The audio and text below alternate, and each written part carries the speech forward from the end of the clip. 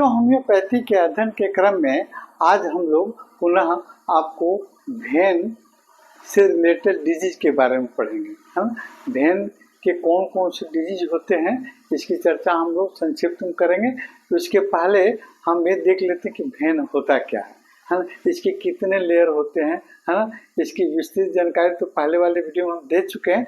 पुनः आज आपको भेन आपका हमारे शरीर का एक ही दिशा में रक्त को प्रवाहित करने वाला एक ऐसी नलिका होती है जिसमें आपको बल्ब लगा रहता है और हमारे शरीर के संपूर्ण भागों से आपको गंदा रक्त को कलेक्ट करके जमा करके भेना के भाग के माध्यम से हमारे हार्ट के आपको राइट ऑर्किल में भेजता है और पुनः वहां से आपको ब्लड आपको भेज दिया जाता है आपको लंग्स में, और लंग्स के माध्यम से ब्लड का प्यूरिफिकेशन होता है ना। उसमें का कार्बन डाइऑक्साइड बाहर निकल जाता है और ऑक्सीजन युक्त ब्लड पुनः आपके हार्ट के लेफ्ट चैम्बर में भेजा जाता है ना। यानी आपका भेन जो है आपको वैसी नलिका है जो हमारे शरीर से विभिन्न भागों से गंदा रक्त को, है ना, कलेक्शन करके हमारे हार्ट में आपको भेजती है ना, आपका भेन, है ना। तो इस भेन की कौन कौन से डिजीज हो सकते हैं थोड़ा सा इस पर हम चर्चा करेंगे।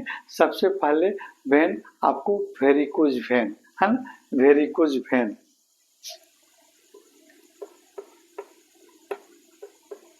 वेरिकोज भेन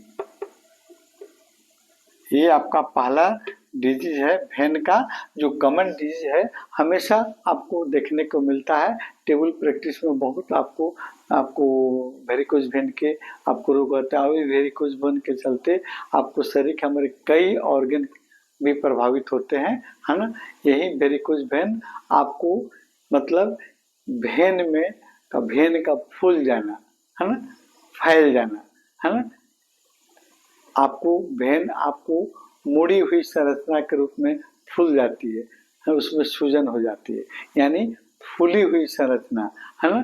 इसमें आपको भेन में सूजन होता है या फूल जाता है ना, घुमावदार होता है और फूला हुआ होता है ना।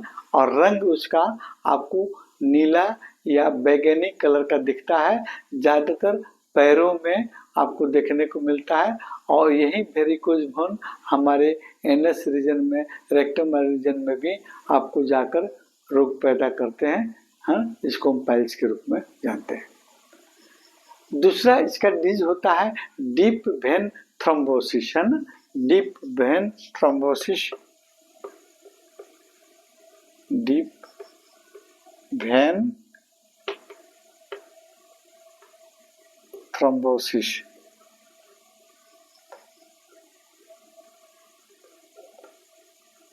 डीप वेन थ्रोम्बोसिस आपका भेन, है ना।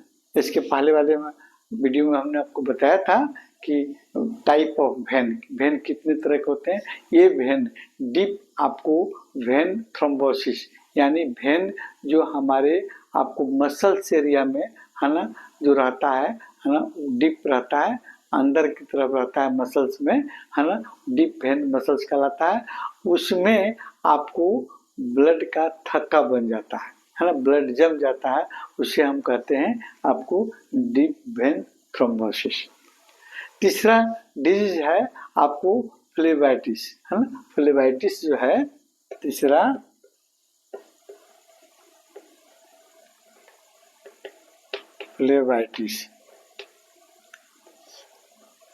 फ्लेबाइटिस एक रोग है ना।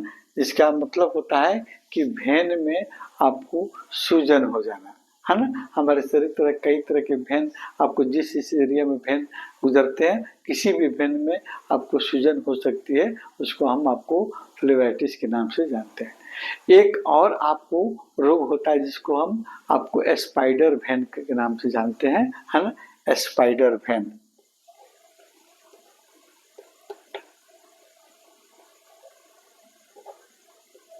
स्पाइडर भेन, स्पाइडर भेन यानी स्पाइडर होता है मकड़ी, है ना, मकड़ी के जाल के समान त्वचा के नीचे, है ना, हमारे शरीर के किसी भी पैर में, ज्यादातर हम लोग पैर में देखते हैं, त्वचा के नीचे मकड़ी के जाल के समय आपको जाल की समान संरचना दिखाई देती है और ये नसें लाल रंग के या नीली रंग के दिखाई पड़ती हैं, लेकिन जैसे मकड़ी जाल लगाती है उस तरह का आपको दिखाई पड़ती है।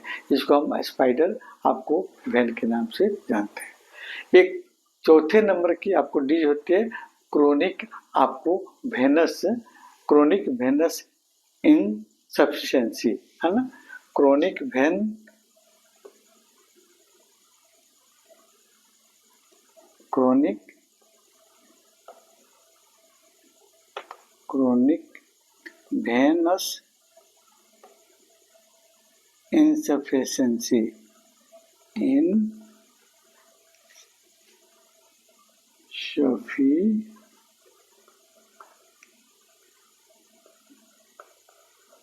इनसफिशिएंसी इंसफिशिएंसी, है ना, क्रोनिक वेनस इंसफिशिएंसी, है ना, ये डिजीज है आपको जिसमें आपको होता है क्या, वेन के अंदर जो वाल्व लगे रहते हैं, है ना, वो वाल्व जो है ठीक से कार्य नहीं कर पाते हैं और जिसके कारण पैरों में ब्लड जमा होने लगता है और फिर पैरों में सूजन और दर्द होने लगता है, पैरों की त्वचा के रंग बदल जाते हैं, उसमें स्किन से रिलेटेड आपको डिजीज आपको देखने को मिलते हैं।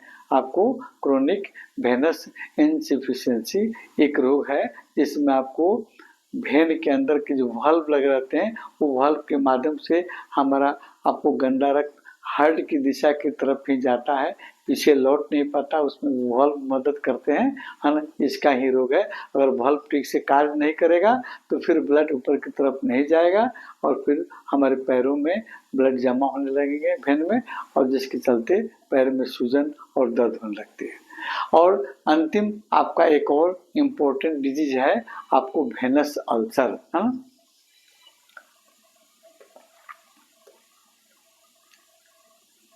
Venus ulcer.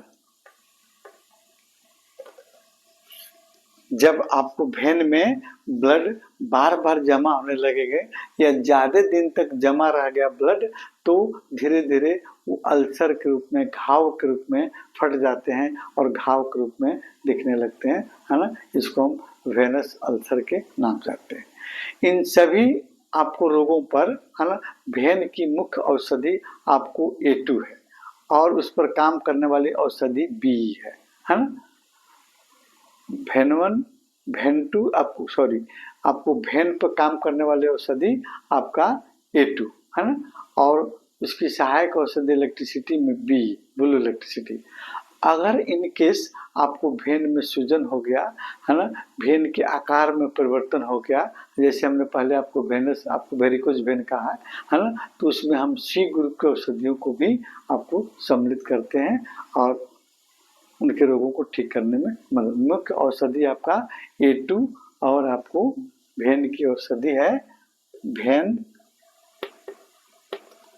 A2 और B, है ना, मुख्य औषधि है और आवश्यकता पड़ने पर अन्य औषधियों टिश्यू ग्रुप के औषधि को भी हम आपको मदद देते हैं, है ना, C1 से या C5 से मदद लेते हैं। इसके अगले वीडियो में हम फिर आपको वेरिकोज वेन पर पढ़ेंगे कि वेरिकोज वेन हमारे शरीर में कहाँ कहाँ हो सकता है, एक कैसा रोग है, इस पर कौन कौन से इलेक्ट्रोपैथिक औषधियों को देकर हम इसको ठीक कर सकते हैं, है ना, और फिर एक चीज किसी अन्य भाग में भी यह अपने रोग को कैसे फैलाता है ना, किस नाम से जाना जाता है, इसकी चर्चा भी हम लोग करेंगे अगले वीडियो।